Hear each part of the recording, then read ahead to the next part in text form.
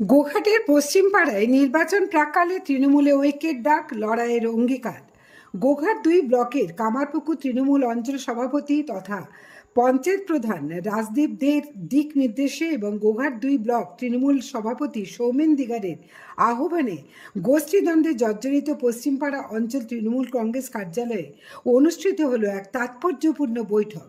সভায় উপস্থিত ছিলেন এলাকার অন্যতম তৃণমূল নেতা শফিউল্লাহ ও তার দীর্ঘদিনের সহযোদ্ধা তাহারুল মোল্লা সহ অসংখ্য কর্মী সমর্থক। এদিন আলোচনা শেষে সবার কণ্ঠে একটাই শপথ শোনা যায়, ঐক্যবদ্ধ লড়াই, মানুষের অধিকার রক্ষায় মূল লক্ষ্য। এদিন আসন্ন 2026 সালে বিধানসভা নির্বাচনের প্রস্তুতি ঘিরে নানা কৌশল নির্ধারণ করা হয়। সেই সঙ্গে কেন্দ্রীয় সরকারের বিরুদ্ধে সরব হন নেতারা।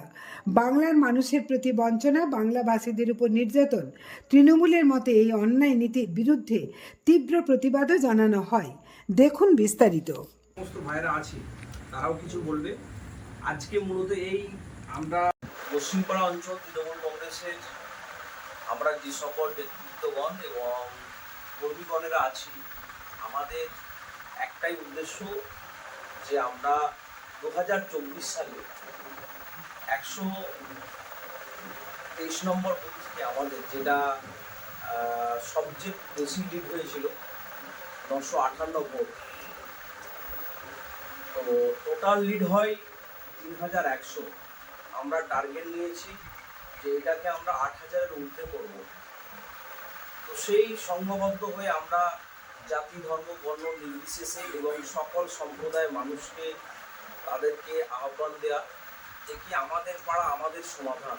আমাদের দেশনেত্রী মমতা বন্দ্যোপাধ্যায় যেভাবে বাংলার মানুষদেরকে আগলে রেখেছেন এবং সেই সমস্ত আমাদের পশ্চিমপাড়া অঞ্চলের আমার তৃণমূল কংগ্রেসের সৈনিকদেরকে আমরা একটা কথাই বলতে চাই যে আসুন আমরা একসাথে ঐক্যের বার্তা নিয়ে প্রত্যেক মানুষের, প্রত্যেক জনসাধারণের কাছে এবং আমাদের যারা পুরাতন কর্মী এবং পুরাতন নেতাগণ আছেন সকলকে একসঙ্গে ঐক্যের বার্তা নিয়ে তাদেরকে আগামী দিন যে 26-এর নির্বাচন, আমরা আর বসে থাকবো না। আমাদের নেতা কর্মী এবং সবাই একটা প্রতিজ্ঞারত হয়েছে কি 26-এর নির্বাচনকে কেন্দ্র করে সকল মানুষরা আমরা একত্রিত হয়ে আমরা পশ্চিমপাড়া অঞ্চল থেকে গোঘাট 2 নম্বর ব্লকের সবচেয়ে বেশি লিড দিতে চলেছি। সেই আশা আশঙ্কাকে নিয়ে আমরা ঐক্যের ডাক, তাতে আমরা 26-এর নির্বাচনের জন্য দামাবাস শুরু করব।